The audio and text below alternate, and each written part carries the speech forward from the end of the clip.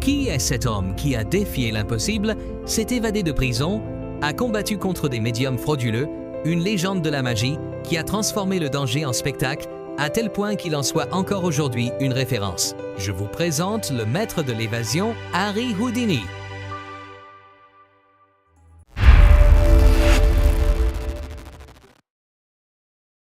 Harry Houdini, de son vrai nom Eric Weiss, né le 24 mars 1874 à Budapest, il émigre enfant avec sa famille vers les États-Unis à la recherche d'une vie meilleure.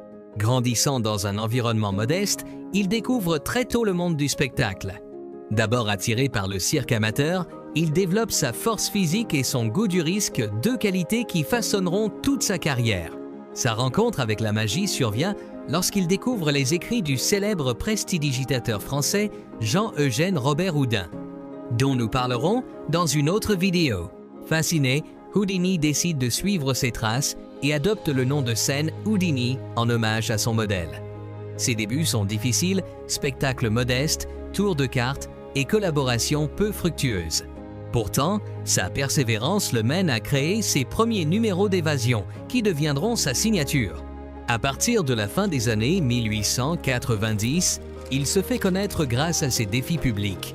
Menottes, chaînes, coffres fermés, parfois immergés dans l'eau ou suspendus dans les airs. Ses exploits attirent l'attention internationale et lui assurent une célébrité grandissante. Il parcourt l'Europe et l'Amérique, captivant les foules et construisant sa légende. Il s'est aussi tourné vers le cinéma dans les années 1910 pour toucher un public encore plus large. Il a joué dans plusieurs films d'aventure et de mystère, comme The Master Mystery ou The Man from Beyond, où il mettait en scène ses capacités physiques et ses talents d'évasion. Il voyait le cinéma comme un nouveau moyen de spectacle. Les tournages combinaient cascades réelles, situations dangereuses et narration dramatique, souvent sans trucage complexe, afin de conserver l'authenticité qui faisait sa réputation. Houdini était aussi maître de la publicité bien avant l'ère moderne. Pour attirer l'attention, il lançait des défis publics aux policiers et aux autorités locales, promettant de s'échapper de leurs menottes ou de leur prison. Il faisait aussi placarder des affiches spectaculaires et invitait la presse à couvrir tous ses exploits comme ses évasions suspendues au-dessus des rues ou enfermées dans des caisses immergées dans un lac glacé, en transformant chaque performance en événement médiatique. Au-delà de ses performances, Houdini s'engage aussi dans la lutte contre les médiums frauduleux, cherchant à démontrer les supercheries de certains spirites.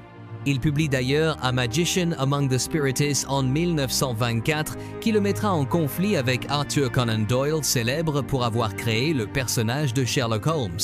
Il écrira aussi The Right Way to Do Wrong en 1906, pour expliquer à la police les méthodes des pickpockets, cambrioleurs et escrocs, qu'il avait étudiées tragiquement. À la fin de son spectacle, des étudiants de l'université arrivent.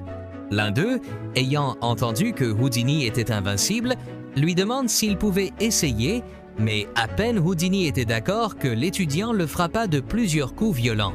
Le lendemain, alors qu'il se produisait à Détroit, il s'effondre sur scène, est amené à l'hôpital, mais l'infection est trop grande et il mourra le 31 octobre 1926, à l'âge de 52 ans, des suites d'une péritonite.